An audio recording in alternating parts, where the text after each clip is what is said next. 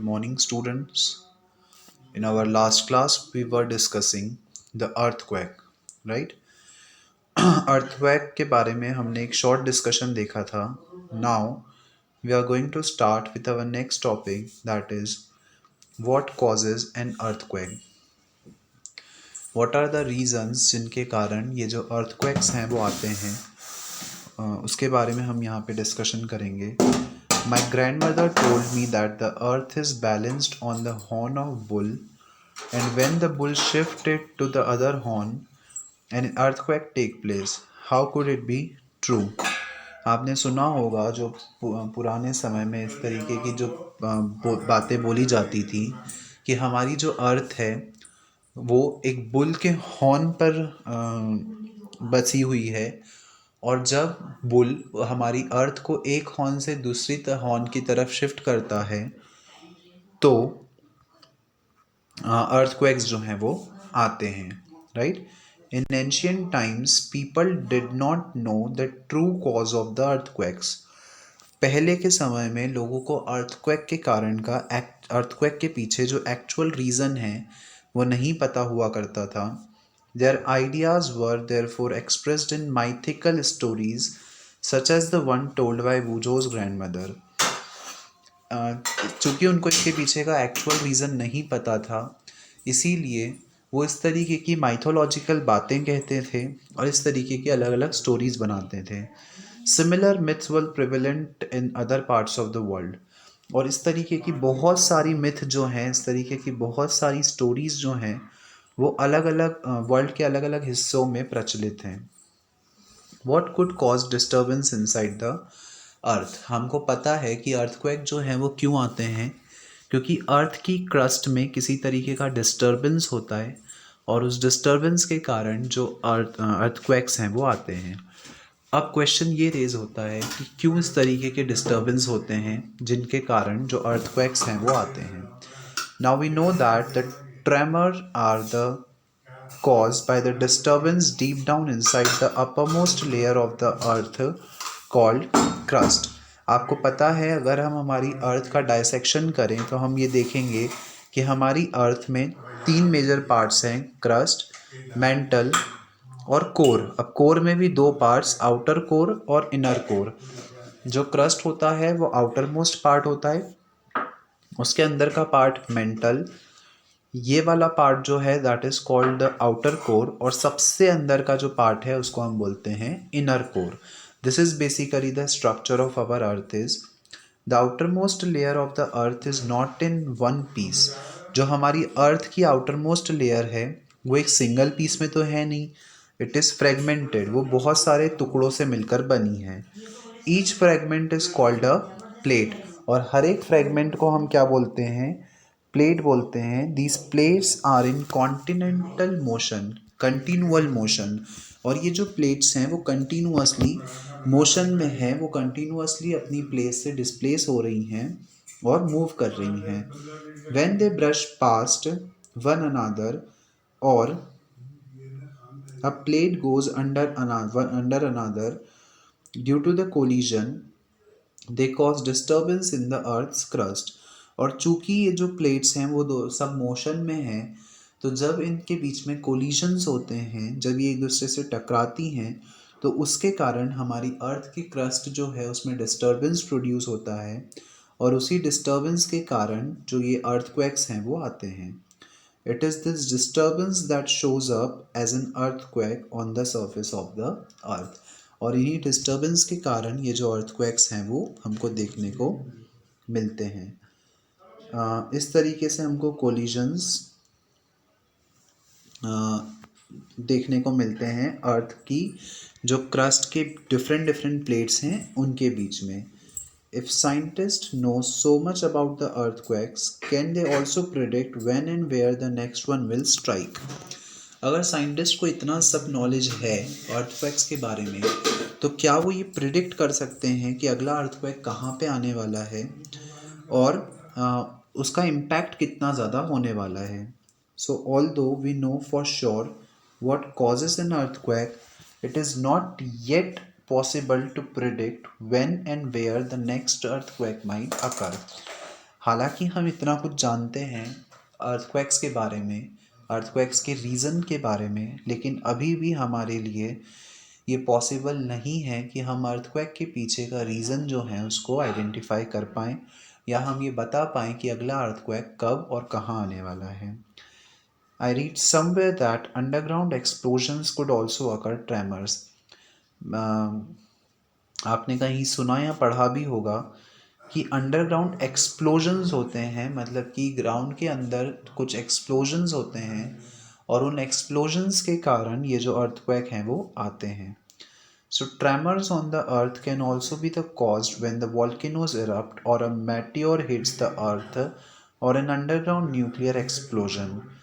हमारी अर्थ पर आने वाले ट्रेमर्स का कुछ रीजंस ये भी हो सकते हैं कि जब वॉल्केनोज इरप्ट होती हैं, ऑल्सो अगर कोई मैटेओर हमारी अर्थ को हिट कर रहा है या किसी तरीके का न्यूक्लियर एक्सप्लोजन हो रहा है, तो इन सब केसेस में ये पॉसिबल है कि जो अर्थक्वेक्स हैं वो आ सकते हैं। However most earthquakes are caused by the movement of earth's plate, लेकिन ज़्यादातर अर्थक्वेक जो हैं वो किस कारण से आते हैं? अर्थ प्लेट्स के मोशन के कारण, right. Since earthquakes are caused by the movement of plates, the boundaries of the plates are the weak zones where earthquakes are more likely to occur. Since ये जो अर्थक्वेक्स हैं वो प्लेट के movement के कारण हो रहे हैं, इसीलिए जो प्लेट्स की बाउंड्री हैं वो वीक जोन होती हैं अर्थक्वेक के लिए, मतलब कि वहाँ पे ज़्यादातर बहुत ज़्यादा अर्थक्वेक्स आने के चांसेस होते हैं। The weak zones are also known as seismic और फॉल्ट जोन्स, और जो वीक जोन्स होते हैं उनको हम सिस्मिक जोन या फॉल्ट जोन भी बोलते हैं। In India the areas most threatened are Kashmir, Western and Central Himalaya, the whole of Northeast, Run of Kutch, Rajasthan and Indo-Gangetic Plain। India की अगर हम बात करें तो इंडिया में ये सारी जगह जो हैं जिनके यहाँ पे नाम लिखे हुए हैं, ये सारे एरियाज़ जो हैं वो अर्थक्वेक प्रॉन एरियाज़ हैं, मतलब इंडिया में हमको इन जगहों पर ज़्यादातर अर्थक्वेक देखने को मिलते हैं। Some areas of South India are also fall in the danger zone, और इन सब के साथ साथ साउथ इंडिया के कुछ एरियाज भी अर्थक्वेक प्रॉन एरियाज हैं जहाँ पर हमको अर्थक्वेक देखने को मिलते हैं। The power of an earthquake is expressed in terms of magnitude on a scale called the Richter scale। अब कोई अर्थक्वेक कितना ज़्यादा इम्पैक्टफुल है, कितना ज़्यादा उसका मैग्नीट्यूड है, कितना वो डेंजरस है हमारे लिए, इसको हम एक स्केल की हेल्प से बता सकते हैं, और वो जो स्केल है उसको बोला जाता है Richter scale.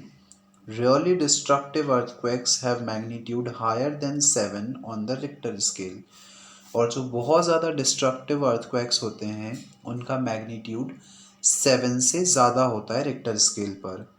Both Bhuj and Kashmir earthquakes had magnitude greater than 7.5, और भुज और अर्थक्वेक जिनके हम भुज और कश्मीर में जो अर्थक्वेक्स आए थे जिनकी हमने बात की, उन दोनों का ही जो मैग्नीट्यूड लेवल था वो 7.5 से ज़्यादा था, मतलब वो दोनों ही जो अर्थक्वेक्स थे वो बहुत ज़्यादा इम्पैक्टफुल थे। Now the tremors produce waves on the surface of the earth. These are called seismic waves, जो अभी हमने पढ़ा। The waves are recorded by an instrument called seismograph। ये जो waves होती हैं इनको एक इंस्ट्रूमेंट के द्वारा रिकॉर्ड किया जाता है जिसको बोला जाता है seismograph। The instrument is simply a vibrating rod और अ पेंडुलम। इस इंस्ट्रूमेंट में बेसिकली एक रॉड होती है जो कि वाइब्रेट करती है, या आप पेंडुलम भी यूज़ कर सकते हैं, which starts vibrating when a tremor occur, जो अपना वाइब्रेशन स्टार्ट करती है जब ट्रेमर होता है तब। A pen is attached to the vibrating system. The pen record the seismic waves on the paper which moves under it. इसी के साथ एक पेन जुड़ा होता है, और वो जो पेन है वो एक वेव्स के फॉर्म में जो रीडिंग्स हैं उनको नोट करता है जब जब जो सिस्मिक वेव है वो उस पर रीच करती है तब। By studying these waves, scientists can construct a complete map of the earthquake as shown in the figure. और इन वेव्स को देखकर जो साइंटिस्ट हैं वो एक कंप्लीट मैप बना लेते हैं अर्थक्वेक का. They can also estimate its power to cause destruction. और इस मैप को देखकर जो साइंटिस्ट हैं वो ये अंदाज़ा लगा सकते हैं कि इसके कारण कितना ज़्यादा डिस्ट्रक्शन जो है वो हो सकता है. Like many other scales in science, decibel is one example. Richter scale is not linear. Normally जब हम स्केल की बात करते हैं तो स्केल जब हम जनरली एक लीनियर शेप होता है, एक लाइन में होता है. This means that the earthquake of magnitude 6 does not have 1.5 times the destruction energy of the earthquake of magnitude 4. In fact, an increase of 2 in the magnitude means 1000 times more destructive energy. और एक normal scale की तरह अगर हम देखें कि 4 और 6 में कोई बहुत ज़्यादा डिफरेंस नहीं है, राइट. लेकिन वो एक नॉर्मल स्केल में. यहाँ पर रिक्टर स्केल की जब हम बात कर रहे हैं तो 4 और 6 के बीच में इतना ज़्यादा डिफरेंस है कि अगर कोई अर्थक्वेक 4 रीडिंग पर आ रहा है और अगर कोई अर्थक्वेक 6 रीडिंग पर आ रहा है तो जो 6 वाला है वो 4 वाले से 1000 टाइम्स ज़्यादा डिस्ट्रक्टिव होगा, राइट. सो ये जो स्केल होती है ये एक नॉर्मल स्केल नहीं होती है बल्कि एक बहुत ज़्यादा अलग तरीके की स्केल होती है. Therefore, an earthquake of magnitude 6 has 1000 times more destructive energy than the earthquake of magnitude 4. So, 6 magnitude वाला अर्थक्वेक 4 मैग्नीट्यूड वाले अर्थक्वेक से बहुत ज़्यादा डिस्ट्रक्टिव होता है और 1000 टाइम्स ज़्यादा डिस्ट्रक्टिव होता है. मतलब आप इमेजिन कर सकते हैं कि उसके जो रीडिंग्स हैं वो किस तरीके से होती होंगी, राइट. अब अर्थक्वेक से हम अपने आप को किस तरीके से प्रोटेक्ट कर सकते हैं, क्या क्या प्रिवेंटिव मेजर्स हैं जो हम लें अर्थक्वेक के दौरान. So we know that from the earlier pages that the earthquake cannot be predicted. हमने ये चीज़ डिस्कस की कि अर्थक्वेक को हम प्रिडिक्ट नहीं कर सकते हैं. हम ये पता नहीं लगा सकते हैं कि अगला अर्थक्वेक कब और कहाँ आने वाला है. We have also seen that they can be highly destructive. हमने ये भी पढ़ा कि जो अर्थक्वेक हैं वो बहुत ज़्यादा डिस्ट्रक्टिव होते हैं. It is therefore important that we take necessary precautions to protect ourselves. इसीलिए हमारे लिए बहुत ज़रूरी है कि हम नेसेसरी प्रिकॉशंस लें अपने आप को प्रोटेक्ट करने के लिए. People living in seismic zones where the earthquakes are more likely to occur have to be specially prepared. ऐसे लोग जो कि सिस्मिक जोन्स में रहते हैं उनको बहुत ज़्यादा प्रिपेयर्ड रहना चाहिए. First of all, the buildings in these zones should be so designed that they can withstand major tremors. यहाँ पर जो बिल्डिंग्स बनाई जाती हैं इन जोन्स में वो इस तरीके से डिज़ाइन की जाएं कि वो ट्रेमर्स को विथस्टैंड कर पाएँ, ट्रेमर्स को होल्ड कर पाएँ. Modern buildings technology can make it possible. जो नई बिल्डिंग टेक्नोलॉजी है उसको अगर हम अडाप्ट करें तो उससे हम एक सेफ बिल्डिंग जो है वो बना सकते हैं. It is advisable to make the structure simple so that it is quake safe. ये एडवाइस किया जाता है कि हम स्ट्रक्चर को एक सिंपल स्ट्रक्चर बनाएं ताकि वो अर्थक्वेक से सेफ हो सके. First of all consult qualified architects and structural engineers. जब भी हम इस तरीके का स्ट्रक्चर बना रहे हों, बिल्डिंग्स बना रहे हों, तो हम क्वालिफाइड आर्किटेक्ट से कांटेक्ट करें और इंजीनियर्स से कांटेक्ट करें सो दैट जो बिल्डिंग हो that would be technically safe from the earthquakes. In highly seismic areas, the use of mud or timber is better than using heavy construction material. Seismic areas में हम जो घर बना रहे हैं वहाँ पर हम मड और टिम्बर का यूज़ करें, ना कि हैवी कंस्ट्रक्शन मटेरियल्स का. Keep roofs as light as possible. जो रूफ्स हैं हम उनको हल्का रखें. In case the structure falls the damage will not be heavy. अगर डैमेज होता भी है, अगर हमारा जो स्ट्रक्चर है वो गिरता भी है तो उस केस में जो डैमेज होगा वो कम होगा, या जो डैमेज है वो उतना ज़्यादा हैवी नहीं होगा. It is better if the cupboard and shelves are fix to the walls so that they do not fall easily. ये बेटर, हाँ, इस चीज़ का ध्यान रखें कि जो कबर्ड्स हैं और जो शेल्व्स हैं उनको हम दीवारों से फिक्स कर दें ताकि अर्थक्वेक के दौरान वो गिरे नहीं. Be careful where you hang wall clock, photo frames, water heaters, etc. so that in events of an earthquake they do not fall on the people. हम इस चीज़ का ध्यान रखें कि हम अपने घरों में photo frames, wall clocks, water heaters कहाँ पर लगा रहे हैं ताकि अर्थक्वेक के दौरान वो किसी इंसान के ऊपर ना गिर जाए. Since some buildings may catch fire due to an earthquake, it is necessary that all buildings, especially the tall buildings, have firefighting equipments in working order. कुछ बिल्डिंग्स जो होती हैं वो अर्थक्वेक के दौरान फायर कैच कर लेती हैं, मतलब उनमें आग लगने के भी चांसेस होते हैं. तो हम इस चीज़ का ध्यान रखें कि बिल्डिंग्स में फायर फाइटिंग इक्विपमेंट्स जो हो वो हमारे पास अवेलेबल हो. The Central Building Research Institute, Roorkee, has developed know-how to make quake-resistant houses. जो CBRI है, that is the Central Building Research Bureau, जो कि रुड़की में सिचुएटेड है, उसने एक तरीके का गाइडेंस हम लोगों को इशू की है कि हम किस तरीके से जो अर्थक्वेक प्रूफ हाउसेस हैं वो बना सकते हैं. In the event that an earthquake does strike, take few steps to protect yourself. Earthquake के दौरान हम कुछ चीज़ों का ध्यान रखें ताकि हम अपने आप को प्रोटेक्ट कर पाएँ earthquake से. If you are at home, अगर हम घर पर हैं तो take shelter under a table and stay there till the shaking stops. अगर हम घरों में हैं, होम्स में हैं, तो हम टेबल के अंडर शेल्टर लें ताकि और वहीं पर रहें जब तक कि जो शेकिंग है वो बंद ना हो जाए. Stay away from tall and heavy objects that may fall on you.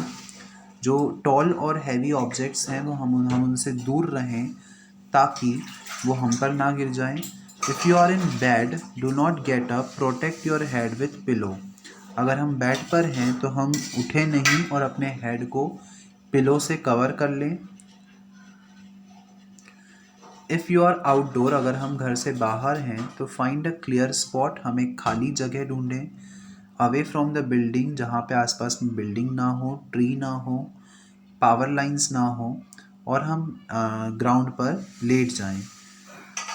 If you are in a car और bus, do not come out. अगर हम कार या बस में हैं तो हम उससे बाहर ना आएँ. Ask the driver to drive slowly to a clear spot.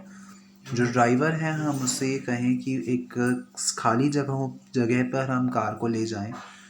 Do not come out till the tremors stop. और हम तब तक बाहर नहीं आए जब तक ये जो ट्रेमर्स हैं वो बंद नहीं होते हैं. Right. So all these are the some of the things that we have studied in this chapter. Here are some of the points that you can read by your own. हम एक short में जो chapter है उसको आप detail यहाँ पे पढ़ सकते हैं. Right. So that what you have learned, this thing you should read by your own here. So that's all for today's class, students. Hence our chapter is completed now. From our next class we will start our new chapter. Thank you.